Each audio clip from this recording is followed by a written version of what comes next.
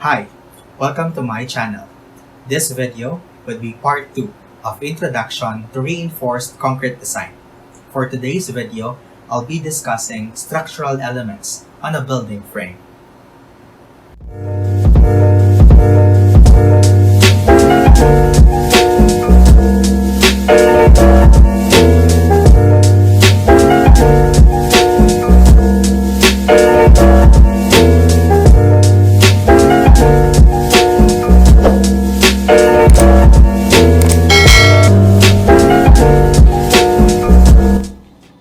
So for today's video, this is Introduction to Reinforced Concrete Design Part 2, and in particular, we will be discussing structural elements of a building frame. So we are given a building frame here. In order for us to start with the computation, since we're done with the properties of concrete and steel, we are now to understand the definition of terms for a building frame. So we'd start with your surface loads. So an example would be a combination of dead load and live load, your one-way slab, your two-way slab, your beam, your girder, your columns, and your footing. So by the end of this lecture, we'll have the idea, or you'll have the better understanding of each element. And so when we proceed with the design and with the investigation of these elements, it would be easier to visualize, number one, and number two, to make it a feasible application, or think of a feasible application. Uh, Number one is definition of terms, frame. So by definition, frame is a formation of elements and members. They could be a vertical, a horizontal, or a diagonal element. So most common type of vertical elements are your columns, and your horizontal are your beams and your girders. 2D truss is composed of braces. It resists lateral deformation that holds diagonal members. So in here, I think it would be important for us to know what's a 2D space or a truss, because when we are using applications or software design or software models, so mostly itong mga definitions na to, yung mga initial parameters when you are creating your structural frame. Space frame, on the other hand, is a connection between horizontal and vertical members or frames, only composed of columns and girders. So yung girders natin, by fast definition or quick definition, this is a horizontal element that connects a column to a column or another column. Hold the suspended floor or gravity loads. Next is your moment resisting frame, specially designed to resist earthquake, wind, and gravity loads. So mostly, yung ginagamit na sa NSCP, meron na nito, moment resisting frames na siya, whether it's concrete or steel. Floor loads are very important because these are your actions that are experienced by your elements. So we have the dead load and you have the live load. For dead loads, meron tayong superimposed dead load. Sabihin, ipinatong lang. So, hindi pa sinasama yung self-weight nun. Yung superimposed dead load, pwede siyang in kilopascal, meaning that's a floor load. O pwedeng i-convert yan na kaagad in kilonewton per meter, which is more friendly in your end as of now. Kasi yung nakikita nating beam, cantilever, or kaya yung mga prop beam natin, usually loaded siya ng kilonewton per meter or pounds per feet or foot. Live loads also are under your floor loads. They are non-permanent. So pag sinabi nating non-permanent, when you're designing, you are assuming that there are times wherein your elements or your frames would experience live loads, but they are not forever. Unlike your dead loads that they are sitting there from start to end life of your structure. Monolithic floors, on the other hand, are girder and slabs that are simultaneously poured and are rigidly connected. They act as one. That's why it's mono. Para siyang isang malaking bloke, and then when you are applying a load to it, all of its parts and members are interjoined together. Meron tayong other type nun, which would be a non-monolithic. So it's the opposite of your monolithic floor. Beams and girders and slabs are separately created and connected afterwards. Pwedeng kinoconnect na lang afterwards, or pwede rin naman in hierarchy or in chronological order siyang ginagawa. Beams and girders muna, and then yung slab na nakapatong. For slabs, this would be a more advanced discussion kasi meron tayong one-way, meron din tayong two-way. Number one, flat horizontal panels are your slab. They support your floor. Can be supported by beams or your girders on edges or directly by columns. Type of slab according to method of constructions differ. Number one, we have the precast slab. It has beforehand been cast with or without reinforcement in manufacturing works conditions and then carried and assembled on site. So buo na siya. Number two, cast in place slab, casted on site. Ito yung hinahalo and then yun yung pinupour. Tapos yun yung nabubuong slab mo. Number three, monolithic slab. The slab and beams are constructed as one single concrete pour. Non-monolithic slab, and beam are constructed independently. Loads carried by floor includes, number one, your dead loads. Weight of all materials permanently attached. So yung weight ng beam mo, yung weight ng concrete mo, yung mga mechanical ducts, yung mga superimposed other loads. Pwede siyang ganito. Superimposed dead loads, ceiling, floor finishes, mechanical ducts as mentioned, allowance utilities, and partitions. Next is self-weight. So pag sinabi niyang dead load, dapat kinoconsider natin na it could be superimposed plus your self-weight. So it should be clear kung ano yung kinikater mong dead load. But mostly, if you're talking about dead load, kailangan pagsamahin mo yung self-weight at yung superimposed dead loads. Number two is your live loads. Weight are non-permanent and it will inhabit within a short period of time expressed in Pascal or kilopascal because it's an area load or a surface load. So yung surface load mo, yung buong, for example, 8 square meters. So yung buong 8 square meters nagkakaroon siya or nagkakaroon siya ng live load which is expressed in kilopascal. Among the many types of live loads are, number one, your traffic loads for bridges, your impact loads, your longitudinal loads that are defined here. So for your reading, please check the e-copy uploaded in Blackboard so you can revisit these definitions. So it's not important for me to discuss it into details kasi itong mga to naman, definitions lang, and then pahapyawan na lang natin. So we can focus on the computation side after this video. Next is your miscellaneous load, still under the type of your live load. For a one-way slab, the most common definition would be the short to long distance or span should be less than 0.5. Kapag yung S over L ko is less than 0.5, therefore the slope is under a one-way slab. It is composed of short and long strips intersecting with each other. So how do we analyze it? For example, this is my floor slab, and then this is my strips. Strip on the short span and then strip on the long span. The strip on the short span is in blue. The strip on the long span is in red. So, minaximize natin, binlow up lang natin para mas makita natin siya. So, this will be tagged as my short span. This will be tagged as my long span, L.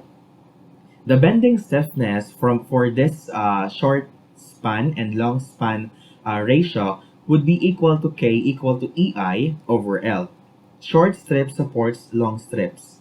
The shorter the member, the stronger it can resist bending. Siguro kung meron kang roller right now, pagka tinitwist mo siya, sa magkabilang dulo. So medyo mabilis siyang mag-bend. Pero kapag nilalapit mo yung kamay mo with you, tapos nililiitan mo yung space between your two hands, tapos binibend mo pa rin yung ruler, medyo nagiging mas mahirap na yung pag-bend niya. And this is the manifestation of the shorter member, the stronger it can resist bending. Since slabs are consist of multiple strips, all the long strips are fully supported by the short strip. So the sign convention are here. So kapag you're smiling, because this is your moment applied on this manner, you tend to smile. Therefore, compression is on top, tension is at the bottom. Kapag ganito naman yung orientation niya, parang yung direction is concaving downward. So this is in compression, this is in tension. So why is it important for us to know the locations of your compression stresses and tensile stresses? Because that's where we can actually focus your reinforcements. So naalala natin kapag yung concrete nilagyan mo ng bakal, nagiging reinforced concrete siya. Bakit? Because your steel or your concrete is weak in tension and your steel will answer that pain. So kapag ganito, ilagay mo yung bakal sa ilalim kasi tension is at the bottom. Pag ganito yung beam or yung slab, ilagay mo yung bakal sa tension, assuming it is to be designed in a singly reinforced rectangular beam. So in the future, SRRB or singly reinforced rectangular beam will be fully discussed. One-way slab bends only in one direction. It is along the short span. Shear stresses on slabs, you have previously learned that in an elastic homogeneous beams where stresses are proportional to strains, two kinds of stresses occur. One is bending and other is shear. And they can be calculated with the following expressions. Your bending moment is equal to mc over I. M is your maximum moment. C is your extreme fiber distance from the neutral axis to the top of your fiber, and I is your moment of inertia. On the other, your shear, which is horizontal in this type, is equal to VQ over IB. An element of a beam not located at an extreme fiber or at the neutral axis is subject to both bending and shear stresses. These stresses combine into inclined compressive and tensile stresses called your principal stresses, which can be expressed in the form which is F sub B, which is your principal stress, equal to F over 2 plus or minus the square root of F over 2 raised to the second power plus V squared. Take note that your V is your horizontal shear, your F is your bending stress, and F sub B is your principal stress. The direction, on the other hand, of the principal stresses can be also determined with the formula to follow, in which alpha is the inclination of the stress to the beam's axis. Tangent to alpha is equal to 2V over F. Why do we have to see this? Because later we will be defining your directions for cracks of your concretes. Longitudinal bars in one-way slab are like this. So meron tayo ditong deformed bars for flexure. Ito yung ating main reinforcement. Pero nasa code natin, nilalagyan din natin siya ng temperature bars or shrinkage bars. This is my short, and then this is my long. Steel bars should be fully covered for better bonding. Anong ibig sabihin nito? Ibig sabihin, meron tayo ditong concrete cover na ginagamit for beams, for columns, for girders, and for other concrete elements. A one-way slab with beams, an example is here. This is a design of reinforced concrete from from the book of McCormack. So an example illustration of a one-way slab with beams. Ibig sabihin, itong short distance na to, most probably ito yung short, ito yung long. The ratio of the S over L is less than 0.5 by our definition as of now. And then by construction, it would look like this one. So you have the columns, and then the columns are carrying your beams, and then your beams or your girders, rather, is carrying your floor load, which is this plane or this frame. Shear stresses at different positions along the beam, shear, and F, which is bending stress, change, and thus the directions of the principal stresses change. It can be seen from the preceding equation that at the neutral axis, the principal stresses will be located at a 45-degree angle with horizontal. Diagonal cracks are produced due to shear stresses. Kaya ito, meron tayong shear reinforcements para matanggal natin or ma-eliminate natin yung diagonal cracks. For slabs, there is no reinforcement for shear due to its thickness. 100 to 150 millimeters are relatively thin or manipis na siya. So, hindi na siya nilalagyan ng reinforcement for shear. Pero meron tayong major or deformed bars, tapos meron tayong shrinkage and temperature bars. And when they act together, so it resists also your shear failure or diagonal cracks. An example is your iron grid. Again, this is taken from Danish Can and iStock photo. A frame, usually of steel, over a theater stage is this example. And immediately below the stage house roof, used as the structural support from which scenery and lighting equipment are hung, also called a grid. So ito yung ating iron grid just for illustration. So furthermore, according to engineering mechanics, if pure shear is produced in a member, a principal tensile stress of equal magnitude will be produced on another plane. Because the tensile strength of concrete is less than its shearing strength, the concrete will fail in tension before its shearing strength is reached. So this is a manifestation for your engineering mechanics. On the other, we have the two-way slab. So kung ang short S over L is less than 0.5, pinakamatatandaan mo yung two-way kapag sinabi mong S over L is greater than or equal to 0.5, the short to long span ratio. Stiffness on both strips are relatively close. Both directions are bending to either support each other or manifest independent bending. So a design is here. So kanina, kung maalala mo, wala tayong beam dito. Wala din tayong beam dito. Pero nung nagkaroon tayo ng two-way, nilagay na niya. Bakit? Kasi they are now in both directions bending together. Tapos, they are relatively close with each other. So maganda, masuportahan siya in both directions. Two-way slabs can be strengthened by the addition of beams between the columns, by thickening the slabs around the columns, and by flaring the columns under the slab or column capitals. So, pwedeng ito naman. Kinapalan niya yung side na to para masalo niya yung mga floor loads mo. Ito yung ating example of flat slab with beams for a two-way slab. This is your drop panel. Para siyang nagiging washer. Yung washer natin, yun yung nagkakaroon ng parang manifestation na yung loading is na ita-transfer niya dun sa column efficiently on a wider or on a bigger area. Beams and girders are interchangeably used. So kung meron tayong beam dito that is simply supported, initially will have a vertical crack and a diagonal crack. What could be the difference between the two? This is your vertical and this is your diagonal. Minimum angle of diagonal cracking is 45 degrees. Fundamental difference between beams and girders are shown here in terms of sizes, in terms of functionality, and in terms of load-bearing capabilities. So for your reading again, please find time to see the e-copy for the full discussion of the fundamental difference between beams and girders. It's already uploaded in Blackboard. That would be CO1 Part 2.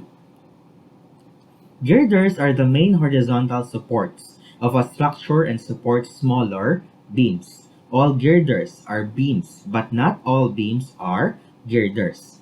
Beams and girders have defined cross-sectional area. Ito yung ating defined cross-sectional area. Your beam is with reinforcement at the bottom, and then they have two hangers at the top. Tapos meron tayong ties. The ties are hooked together to lock. So ito yung ating reinforcement or main diameter bars. This is your closed hoops para mag-lock siya. And then your hanger. Pag sinabi nating hanger, provision lang to sa code para ma-layout mo siya ng tama. Pero yung hanger talaga, it's not resisting anything based on your design. Pero based on the actual, most probably it would help cater compression and tension both ways. So, ang gagawin natin dito, pag naging nakikitang hanger, ibig sabihin, hindi yun na stress ha. Nilagay lang yun for para mailatag ng tama yung beams. Unless it's not specified, you will assume that this is an SRRB. Kapag ka naman sinabing DRRB yan, both reinforcement are stressed, top and bottom. This is my stirrups, no? Yung stirrups ko is placed to resist shear stress. They are resisting also diagonal cracks and splitting of concrete. So unlike your slabs, your beams and girders are equipped with stirrups. Kasi yung shearing, no, yung pagkapunit ng mahahaba, 6 meters, 4 meters, 5 meters, evident siya. So kailangan magkaroon siya ng resistance. And those stirrups are resisting your shearing failures. Girder fabrication consists of loading requirements from smaller beams. The girder will support. Beam fabrication does not. Bakit? Kasi yung beam, yun yung sinasalo lang niya yung sarili niya or yung floor. Tapos, yung floor na sinasalo ng beam, sasaluhin naman niya yun ng girder. Yung girder, ipapasa na sa column. Yung column, ipapasa na sa footing. Columns are vertical structures that resist compressive forces. They suffer against buckling. Buckling effect is due to moment and instability because of the applied compressive force. So mag-assume ka na lang ng ruler, tapos i-horizontal mo siya, tapos i-bend mo siya. That's bending. Yung ruler naman, gawin mo siyang vertical, tapos i-push mo siya. Magkakaroon siya ng parang pagiging sexy or pa-letter S. Pwede siyang pa-C, pwede siyang pa-S. Those are your buckling failures. Ito yung ating illustration. This is your bending. And then this is your sample for buckling. It can be seen on a video in YouTube. So for your convenience, you can watch this if you want to. Columns can be categorized into 3. One is pedestal, number 2 is short column, and number 3 are long columns. Ito is an example of a column that is carrying the loads from your beams and girders that carries the load from your floor systems. On actual photos, it would look like this one. So ito yung column ko. Yung column ko, kung ano yung nagiging forces and reactions sa mga connections na to, nung beams and girders na dinadala nila mula doon sa ating floor system dito, is natatransfer pababa papunta sa footing. Reinforcement requirements for your columns are categorized into 2. Assuming your column is subjected to biaxial reactions, which are axial loads and your moments. Meron kang longitudinal bars, meron ka ding confinement. Ano yung longitudinal bars? Longitudinal bars provided to sustain compressive forces caused by axial loads and tensile forces caused by bending moments. So, ibig sabihin yung tensile dito pwedeng papunta sa'yo or palabas sa'yo. Kasi yung bending moment nga, nagkakaroon na siya ng effect as in tension or in the form of tension. Individual hoop ties with cross ties or continuous spiral bars to provide confinement. Number 1, lateral bracing for longitudinal bars to prevent buckling when concrete cover breaks. Ito yung mga yon ha, yung mga confinement. Yan, yung mga ating hoop ties. Kapag ka column, ties siya. Kapag ka beam, stirrups. So also, kapag ka girders, stirrups din siya. Prevention against splitting of the column due to shear failure. So pag tinulak ko siya ng tinulak, nagkakaroon siya ng buckling o kaya magkaroon siya ng shearing failure, nire-resist din niya yung mga yon.